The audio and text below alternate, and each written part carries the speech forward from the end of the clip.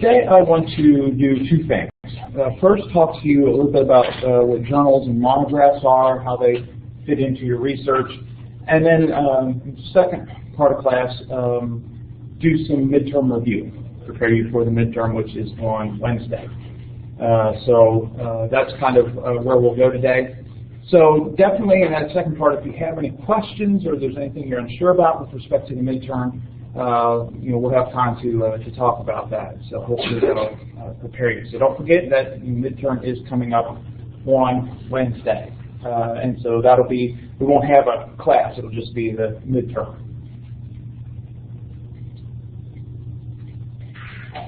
When it comes to the research that you will be doing in your degree, probably the most useful text to you in most of your courses will be commentaries that we talked about last Wednesday, and journals and monographs. Those will be the ones that will probably be the most useful. You'll find the most information. And again, word studies, that might be helpful, but probably not something you do most of the time. General reference tools, again, those will be helpful, but they'll point you to other topics. And that's largely why I would say that journal articles and monographs are the important ones. Now, in thinking about that, there's a couple of places where we need to make some distinguishing. First of all, it's important to kind of distinguish between journal articles that would be more for a popular audience and journals that would be more for an academic audience. Probably in most of the cases in your research that you're going to do for your program, or in preparing a sermon or something like that, it is going to be the academic journal articles that are more useful than the popular level. Simply because popular level journal articles tend to be shorter. They tend to be more general in interest. They're trying to appeal to a much broader audience than a specific topic. And so, when we're thinking about an academic journal article, you're going to find those in things like the Journal of, right, some sort of New Testament studies, the Journal of Biblical Literature. And so those, that's going to be as far as like thinking your title-wise, where popular level would be something along the lines of maybe a Christianity Today or a Gospel Advocate, where you might have some depth to it, but it's still meant to appeal to a general audience. So audience is an important distinguishing characteristic between what's academic and what is popular. Another facet that's going to distinguish between a journal article that is for an academic audience versus a journal article that's for a popular audience is the amount of citation that is done. In a popular level journal article, in biblical studies or religious studies in general, there's not going to be too much of a citation. They might have in-text biblical notations, right, citing biblical verses. There might be a few citations if there is something specific, that a book that they've looked at to write the article or something like that. But you're not going to find extensive footnotes or an extensive bibliography in a popular level journal article. And so that's another thing that will distinguish between the two. Another important aspect of what distinguishes an academic journal from a popular level journal is what's known as peer review.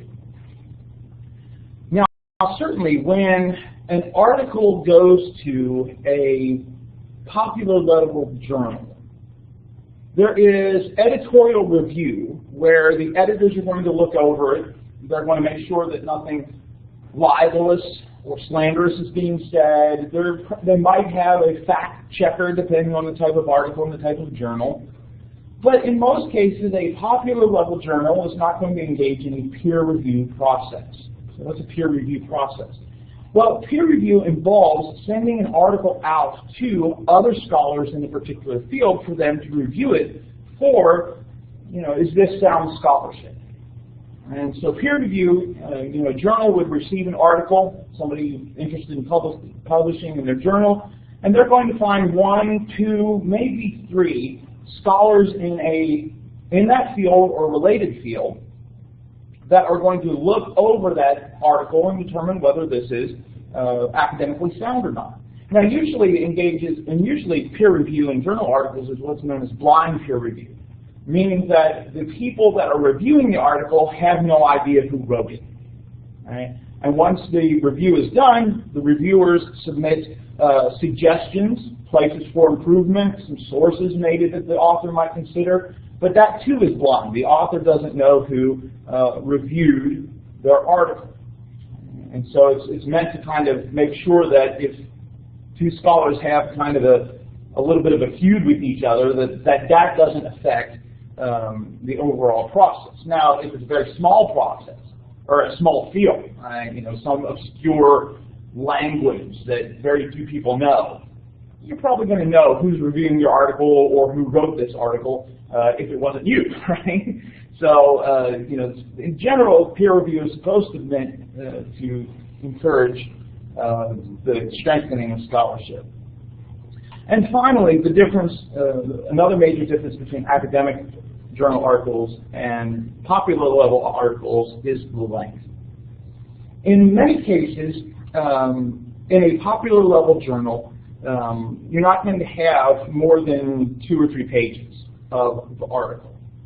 Now, certainly in the context of electronic publishing, those kind of articles can be a little bit longer, and so you might find yourself paging through 4 or 5 pages worth of text, or rather, scrolling down a rather sizable article, but it's still going to be smaller in general than an academic article.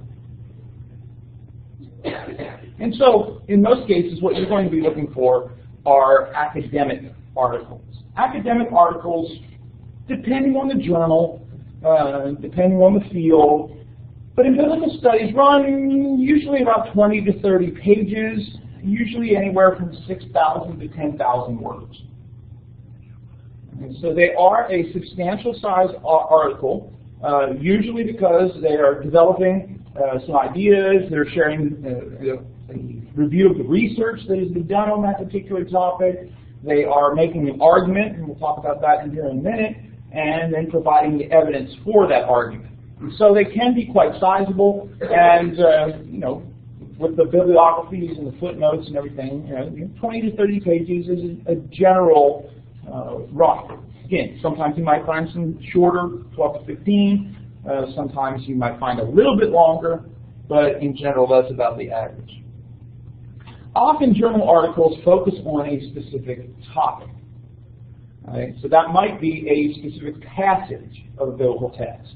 It might be a specific concept, like faith in the writings of the Apostle Paul. It might be a particular aspect of church history, a particular figure or a particular event. But it's a very narrow focus versus a popular level article which might be very broad in its focus. Like the state of the church in 21st century America. That's probably going to be more of a popular level article than a academic article. As we mentioned already, the peer review process is a very important part of the academic article. Usually, journal articles in academic publications are built on previous work, which is why there is so much citation in a popular level journal article. It's going through, here's all the other research that's been done on this topic, or here's how this research informs my particular research. Somebody who's writing a journal article for something like Christianity Today, or Gospel Advocate, or something along those lines meant for a popular level audience, may not have necessarily read anything else outside of their particular topic, right? And they're talking about some aspect of the letter of Ephesians and how that might improve our study, or they might be talking about good points for preaching or something like that, right? And they might not have read any other work. Now, if it's going to be a good article, even at a popular level, you hope that that person has spent time reading, examining this topic, even though they might be distilling it down for a broad audience. But in general, you're not going to see that heavy citation in a popular level article, because it's usually just the work of that one individual. Finally, while popular level articles might have a particular point, it could also just be a survey of some particular thing that's going on. Right? A visit with a particular minister. All right? And so 5 questions with such and such minister. And so it's just kind of there's not really an argument being made. It's just kind of a general interest. Here's what this minister thinks about this topic, or a review of services at this place. Right. So here's my experience of going to this huge mega church, for example, or Christianity Today, or something like that. Right? But academic journal articles usually have some sort of point. They are trying to make a case for something. They have what is known as a thesis. And that thesis drives everything, or should drive, idealistically, should drive everything that is part of that paper. So the thesis is basically the point. Why should I read this article? Right? Now, hopefully, you'll be able to find the reason. Right? This is what this article is trying to argue. Now, I'm thinking about passages you'll be going for the particular research paper in this course. You want to get to that point. What's the point of this article related to my particular passage? What is it trying to say about this passage? Essentially, the thesis is the argument in miniature. Now, the entire article, journal article, is going to be built around making the case for the thesis. But you should be able to, as an academic, put it in one sentence, maybe 2, about what it is you're trying to say, which includes the so what. So what? Because the long ending of Mark belongs in Mark chapter 16. So what if John chapter 8 may or may not be original to the Gospel of John? So what that we don't know what the baptism for the dead refers to? Right? What's the so what part of it? Well, part of that is going to be in your thesis. But there should be some aspect, usually in the introduction, where you can point to and say, okay, this is what this article is all about. You should also think about that with respect to your research papers. Within that introduction, we'll talk more about this in a couple weeks, within that introduction of your research paper, there should be a statement or 2 where whoever's reading your paper can tell, this is what this article is about. This is what this person is trying to say in writing this paper. Because a lot of people will approach a paper in a setting like this, a research paper in a class, and say things like, I'm going to explore the options of Mark 16, the options of how Mark 16 was ended. Okay, that's a general idea of what you're going to do, but in that first paragraph, it should be clear to whoever's reading it, this is what they're going to say about Mark 16. Where does it end? Right? And so there should be something that comes out that in that first paragraph, statement or 2, that makes it clear what you're going to be arguing. That is part of what scholarly writing is about. Everything else then in the paper should be related to that thesis. Either addressing the evidence that supports the thesis, right? Mark 16, 9 through 20 belongs in the Gospel of Mark. Right? That's a thesis somebody could write. Well, everything else should then relate to that thesis. Here's why. Right? Here are these 3 or 4 points of why it should be a part of it. And then here are the counter arguments. Here are some things that people say about why it should belong there, and here's my response to it. So if you don't know why it fits into that overarching argument, you probably don't need to include it, even if it's just a really interesting point. It's got to be connected with the thesis. And so good academic writing. You'll find scholars, journal articles, written by scholars who don't do this very well. I'm not saying I do it well all the time either, but I'm saying that even people who have been writing for several years and even several decades struggle with this idea of connecting everything to the thesis. That's your focus. And then also, by having that up front, it allows the readers to think about what you're saying. I heard a colleague at one institution say to a student in talking about a paper, "You're not writing a mystery novel.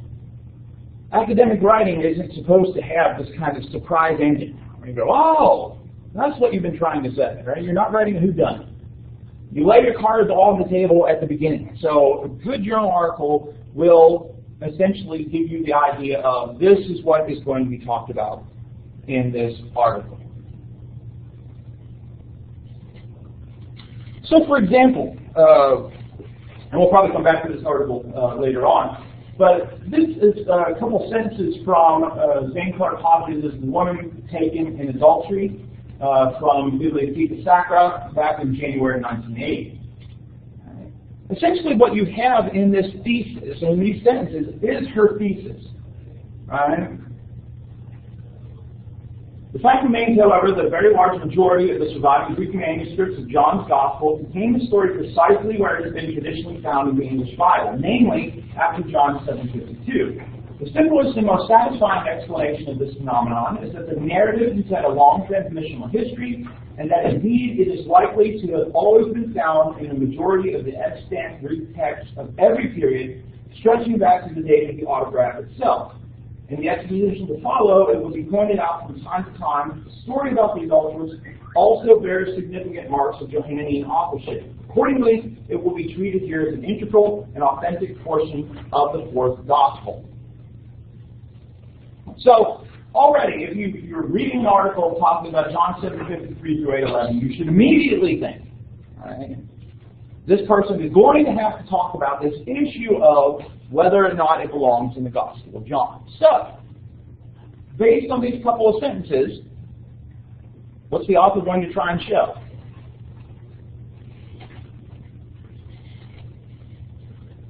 What's the author going to try to show in the rest of her article?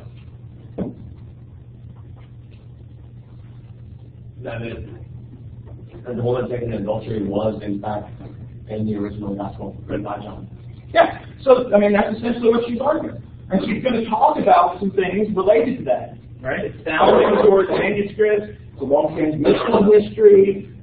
She's going to also talk about the idea of the significant marks of Johannine authorship, right? All of that, of course, is how she's going to prove it, but the ultimate point she's trying to make is it belongs where it is in most English texts. Okay? And she gives you a little bit of a indication as to why that she's going to explore more fully.